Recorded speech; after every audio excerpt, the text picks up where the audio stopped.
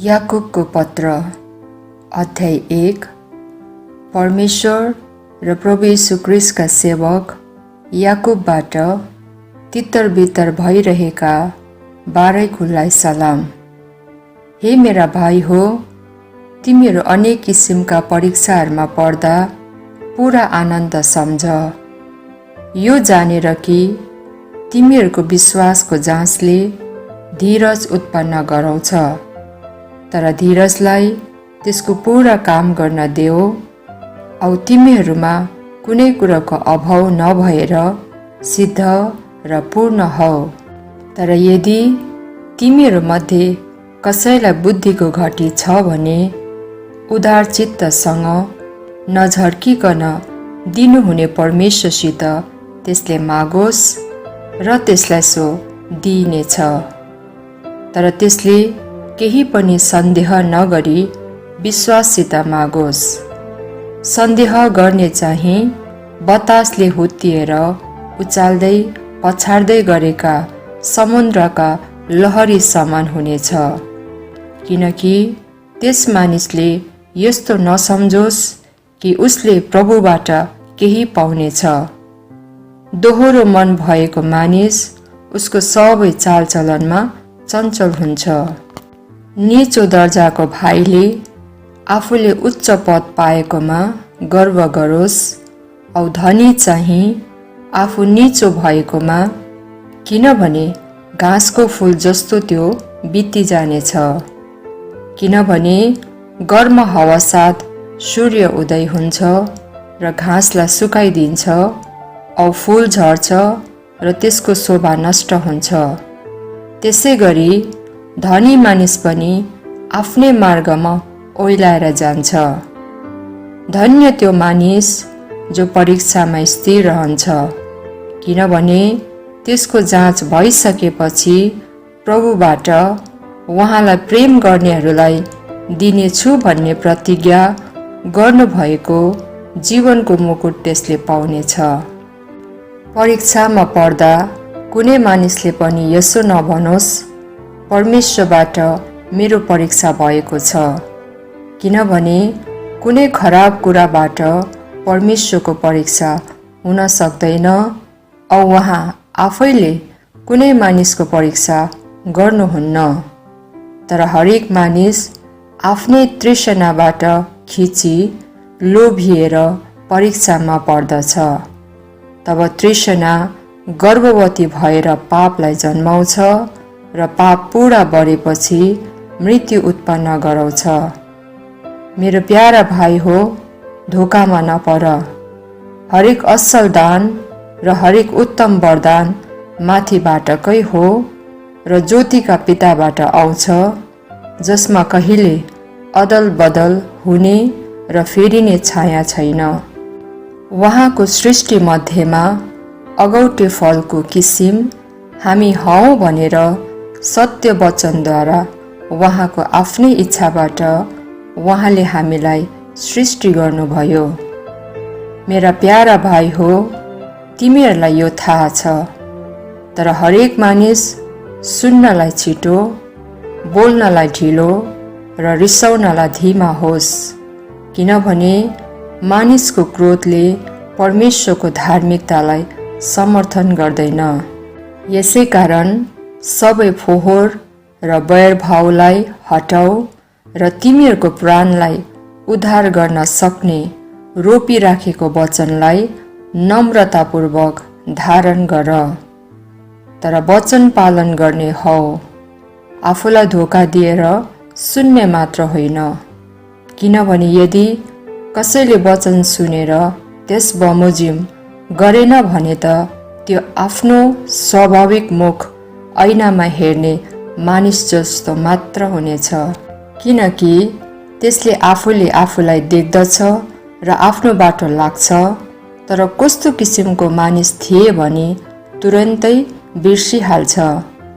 तर जसले स्वतन्त्रताको सिद्ध व्यवस्थामा ध्यान दिएर हेर्दछ र सुनेर नबिर्सिने भई काम गर्न समेत भएर त्यसैमा लागिरहन्छ, त्यही मानिसले उसको काममा स्याबासी पाउनेछ। यदि कोही मानिसले आफूलाई भक्त सम्झेर आफ्नो जिब्रोमा लगाम लगाउँदैन तर आफ्नो हृदयलाई धोका दिन्छ भने त त्यस मानिसको धर्म व्यर्थको हो। अनाथ र विधवाहरूलाई तिनीहरूका कष्टमा हेरचाह गर। आफूलाई दुनियाँबाट निष्कलङ्क राख्नु नै पवित्र र हाम्रो परमेश्वर र पिताको सामुन्ने शुद्ध धर्म हो। अध्याय 2। हे मेरा भाइ हो, महिमाका प्रभु अर्थात् हाम्रा प्रभु येशूको विश्वास मुख हेरेर नगर।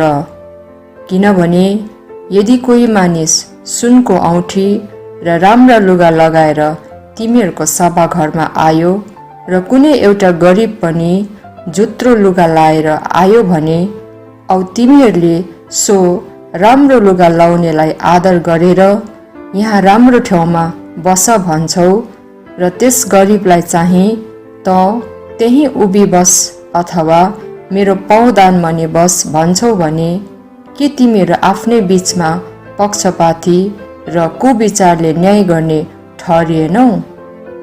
हे मेरा प्यारा भाइ हो, सुन के परमेश्वरले यस पृथ्वीका कंगालीहरूलाई विश्वासको खानी र उहाँलाई प्रेम गर्नेहरूको निम्ति उहाँले प्रतिज्ञा गर्नुभएका राज्यको हकदार बनाउनलाई चुन्नु भएको होइन? तर तिमीहरूले गरिब मानिसको अपमान गरेका छौ। के धनीहरूले तिमीहरूलाई अत्याचार गर्दैनन्? के तिनीहरू आफैले तिमीहरूलाई न्यायालयमा लैजान्दैनन्? त्यस माननीय नाउँ जसबाट तिमीहरूलाई बोलावट भएको छ, के त्यसलाई तिनीहरूले निन्दा गर्दैनन् र? तापनि आफ्नो छिमेकीलाई आफूलाई झैँ प्रेम गर भन्ने पवित्र धर्मशास्त्रको शाही व्यवस्थालाई पूरा गर्दछौ भने त असलै गर्दछौ। तर तिमीहरू मानिसको मुख हेरेर काम गर्नपट्टि लाग्यौ भने त व्यवस्थाबाट पनि अपराधी ठहरिएर तिमीहरू पाप गर्ने भयौ। किनभने जो सुकैले पनि व्यवस्थाको सबै वचन पालन गरेर एक कुरामा मात्र चुक्यो भने त्यो सब कुरामा दोषी ठहर्छ। किनकि जसले व्यभिचार नगर भन्नुभएको छ उहाँले हत्या नगर पनि भन्नुभएको छ। यसर्थ यदि तिमीले व्यभिचार गर्दैनौ तर हत्या गर्दछौ भने त तिमी व्यवस्थाको अपराधी भएका छौ। यसकारण स्वतन्त्रताको व्यवस्था अनुसार इन्साफ पाउनेहरू जस्तै गरी तिमीहरू पनि जे बोल्दछौ सोही बमोजिम गर। किनभने दया नदेखाउनेको इन्साफ निर्दय साथ हुनेछ। दयाले इन्साफमाथि दिग्विजय गर्दछ। हे मेरा भाइ हो, यदि कोही मानिसले म विश्वास गर्दछु भने टोपल्छ तर काम चाहिँ गर्दैन भने यसबाट त्यसलाई के लाभ छ? के त्यस विश्वासले त्यसको उद्धार हुन सक्छ र?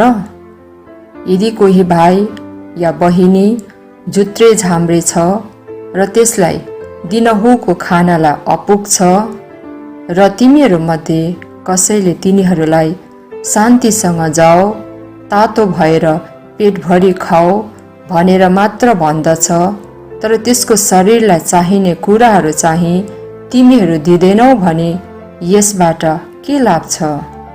यसै गरी विश्वास पनि काम रहितको छ भने त स्वयं मरेको तुल्य हुन्छ।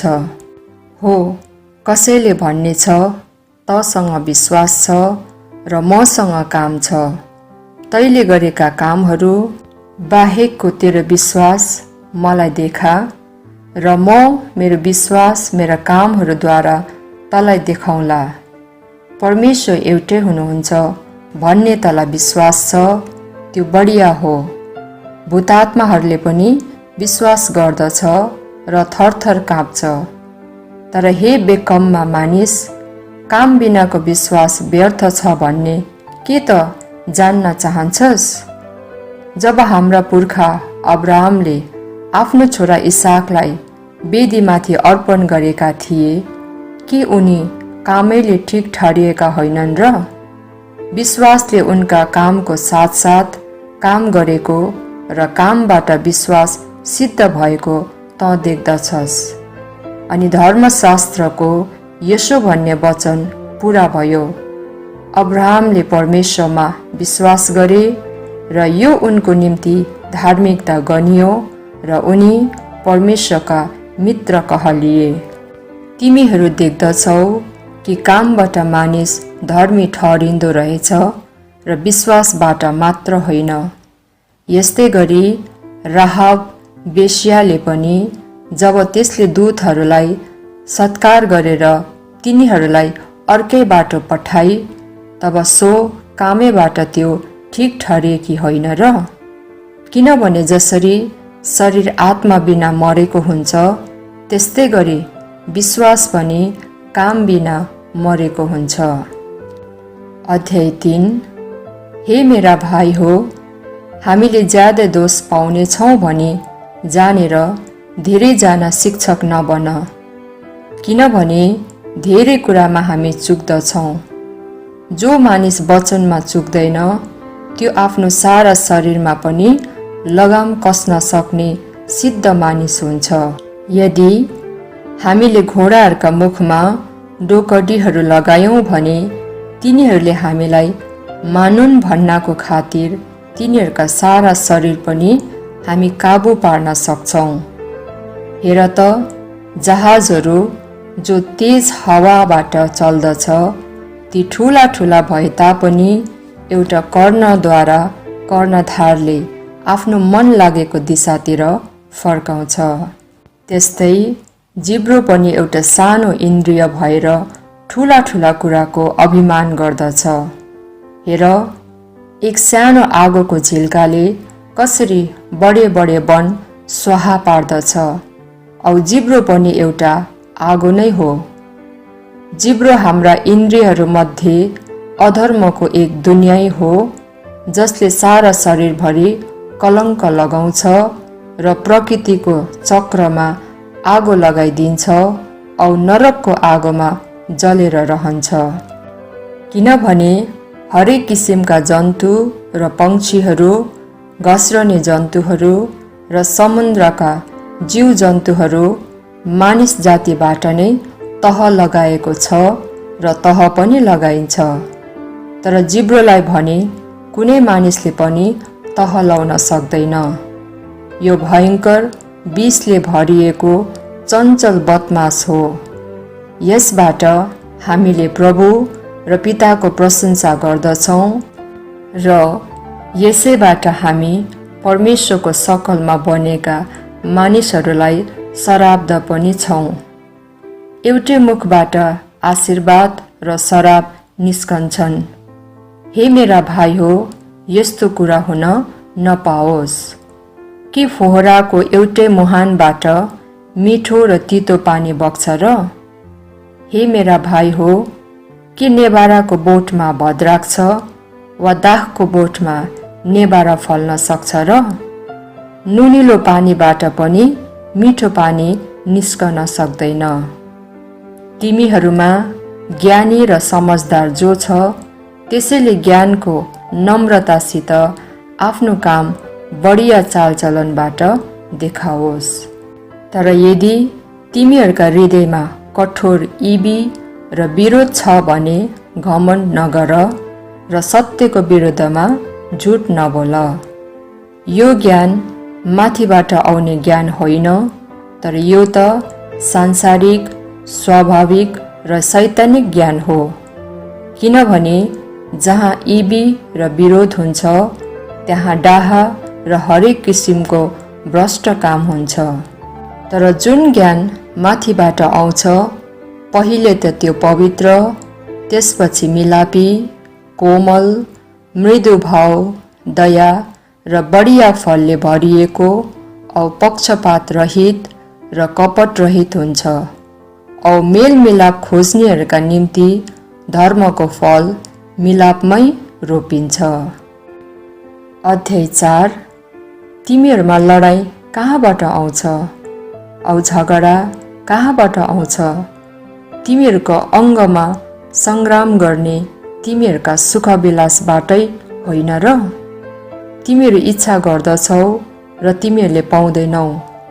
तिमीहरू हत्या गर्दछौ र लोभ गर्दछौ र पाउन सक्दैनौ। तिमीहरू झगडा र लडाईँ गर्दछौ, तर तिमीहरूलाई केही मिल्दैन किनकि तिमीहरू माग्दैनौ। तिमीहरू माग्दछौ तर पाउँदैनौ किनभने आफ्नो सुखविलासमा खर्च गर्नलाई बेठिकसँग माग्दछौ। हे व्यभिचारी हो, संसारसँगको मित्रता परमेश्वरसँगको दुश्मनी हो भन्ने कुरा के तिमीहरूलाई थाहा छैन? यसकारण जो संसारसँग मित्र हुन चाहन्छ त्यसले आफैलाई परमेश्वरको शत्रु बनाउँछ। के तिमीहरू यो सम्झन्छौ कि धर्मशास्त्रले व्यर्थमा भन्दछ, जुन आत्मा उहाँले हामीमा राख्नुभयो त्यसले डाहा गर्ने इच्छा गर्दछ, तर उहाँले अरू बढी अनुग्रह दिनुहुन्छ। यसै कारण धर्मशास्त्रले यसो भन्दछ, परमेश्वरले अभिमानीहरूको विरोध गर्नुहुन्छ तर नम्रहरूलाई अनुग्रह गर्नुहुन्छ। यसकारण परमेश्वरको अधीनमा बस, शैतानको विरोध गर अनि त्यो तिमीहरूबाट भाग्नेछ। परमेश्वरको नजिक आओ र उहाँ तिमीहरूको नजिक आउनुहुनेछ। हे पापी हो, तिमीहरूको हात शुद्ध पार, र हे दोमनका हो, तिमीहरूको हृदय पवित्र पार। दुखी हौ, अफसोस गर र रो। तिमीहरूका हाँसो शोकमा र तिमीहरूको आनन्द सुर्तामा परिवर्तन होस्। प्रभुको सामुन्ने आफूलाई विनम्र तुल्याऊ, उहाँले तिमीहरूलाई उच्च पार्नुहुनेछ। हे भाइ हो, एउटाले अर्काको बदनामी नगर। जसले आफ्नो भाइको विरुद्धमा बोल्दछ अथवा आफ्नो भाइलाई दोष लगाउँछ त्यसले व्यवस्थाको विरुद्धमा बोल्दछ र व्यवस्थालाई दोष लगाउँछ। तर यदि तिमीले व्यवस्थालाई दोष लगाउँछौ भने त तिमी व्यवस्था बमोजिम चल्ने भएनौ, तर व्यवस्थाको इन्साफ गर्ने पो भयौ। व्यवस्था दिने र इन्साफ गर्ने त एउटै हुनुहुन्छ, जसले बचाउन र संहार गर्न पनि सक्नुहुन्छ। तर आफ्नो छिमेकीलाई दोष लगाउने तिमी को हौ? तिमीहरू यसो भन्नेहरू, आज कि भोलि हामी फलानो सहरमा जाउँला र त्यहाँ 1 वर्ष बिताउँला र किनबेच गरेर नाफा गरौँला। तर यो जान्दैनौ कि भोलि के हुने हो। तिम्रो जिन्दगी के छ? तिमीहरू त पानीको बाफ हौ, जो केही बेरको निम्ति देखा पर्दछ अनि बिलाइहाल्दछ। यसको सट्टा त तिमीहरूले यसो भन्न पर्ने थियो, यदि परमेश्वरको इच्छा भयो भने हामी बाँचौँला र यस्तो उस्तो गरौँला। तर अहिले तिमीहरू आफ्ना आफ्ना सेखीमा घमण्ड गर्दछौ। त्यस्तो सबै घमण्ड खराब हो। यसकारण जसले भलाइ गर्न जानिकन पनि गर्दैन त्यसलाई पाप लाग्छ। अध्याय 5। हे धनाढ्य हो, तिमीहरूमाथि परि आउने कष्टहरूको निम्ति विचलित भइरह। तिमीहरूको धन सडेको छ र तिमीहरूका पोसाकहरू किरा लागेका छन्। तिमीहरूका सुन चाँदीमा काई लागेका छन् र सोही काई तिमीहरूको विरुद्ध साक्षी हुनेछ र आगोले जस्तै गरी तिमीहरूको मासु खानेछ। तिमीहरूले आखिरी समयको निम्ति धन साँचेका छौ। हेर, जुन ज्यामीहरूले तिमीहरूको खेतको बाली काटेका छन्, तिमीहरूले धोखाबाजी गरेर नदिएको ज्याला नै कराउँछ र ती बाली काट्नेहरूका पुकारा सेनाका परमप्रभुको कानसम्म पुगेका छन्। तिमीहरू यस पृथ्वीमा सुखविलास र आनन्दमा मस्त भएर बसेका छौ। मारकाटको दिनमा तिमीहरूका हृदयलाई पोसेका छौ। तिमीहरूले धर्मात्मालाई दोषी ठहराएर मारेका छौ, तिनले तिमीहरूको विरोध गर्दैनन्। यसकारण हे भाइ हो, प्रभुको आगमन नहोउन्जेल धैर्य धारण गर। हेर, पृथ्वीको बहुमूल्य फलको आशा राखेर किसानले अघिल्लो र पछिल्लो वर्ष नहोउन्जेल धैर्य धारण गरेर पर्खिरहन्छ। तिमीहरूले पनि धैर्य धारण गर, आफ्नो हृदयलाई स्थिर गराऊ, किनभने प्रभुको आगमन नजिकै छ। हे भाइ हो, दोषी नठहरिनका निम्ति तिमीहरू एउटाले अर्काको विरुद्धमा नगनगनाऊ। हेर, इन्साफ गर्ने ढोकामै हुनुहुन्छ। हे मेरा भाइ हो, प्रभुका नाउँमा बोल्ने ती अगमवक्ताहरूका शासना र धैर्यको दृष्टान्त ल्याऊ। हेर, हामी त धीरज धर्नेहरूलाई धन्यको भन्छौँ।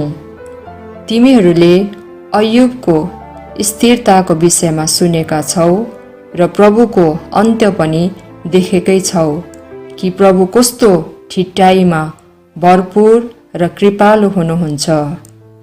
तर सबै कुरा भन्दा पहिले हे मेरा भाइ हो, स्वर्ग छोएर वा पृथ्वी छोएर अथवा अरू कुरोको कसममा शपथ नहाल। तर तिमीहरू दोषी नठहरिनलाई तिमीहरूका हो चाहिँ हो र होइन चाहिँ होइन होस्। के तिमीहरूमा कसैले दुःख पाइरहेको छ? त्यसले प्रार्थना गरोस्। के कोही आनन्दित छ? त्यसले भजन गाओस्। के तिमीहरूमध्ये कोही बिरामी छ? त्यसले मण्डलीको धर्मगुरुहरूलाई बोलाओस् र तिनीहरूले प्रभुको नाउँमा त्यसलाई तेल घसेर त्यसको विषयमा प्रार्थना गरून्। औ विश्वासको प्रार्थनाले बिमारीलाई बचाउनेछ र प्रभुले त्यसलाई उठाउनु हुनेछ र यदि त्यसले पापै गरेको भए तापनि त्यसलाई क्षमा हुनेछ। यसकारण तिमीहरू एउटाले अर्कोसँग आफ्नो आफ्नो पाप स्वीकार गर र तिमीहरू निको हौ भनी एउटाले अर्कोको निम्ति प्रार्थना गर। धार्मिक मानिसको निवेदनले धेर ठुलो काम हुन सक्दछ। एलिया पनि त हामी जस्तै दुःख सुख भोगी मानिस थिए र तिनले वर्षा नहोस् भनेर भक्तिसाथ प्रार्थना गरेथे र 3 वर्ष 6 महिनासम्म पृथ्वीमा पानी परेन। औ तिनले फेरि प्रार्थना गरे र आकाशबाट वर्षा भयो र पृथ्वीले उब्जनी दियो। हे मेरा भाइ हो, यदि तिमीहरूमध्ये कोही सत्यबाट चुक्छ भने र अरू कसैले त्यसलाई फिराएर ल्याउँछ भने त त्यसले जानोस् कि जसले त्यस पापीलाई त्यसको कुमार्गबाट फिराएर ल्याउँछ त्यसले एक आत्मालाई मृत्युबाट बचाउनेछ र पापको रासलाई ढाक्नेछ। आमेन।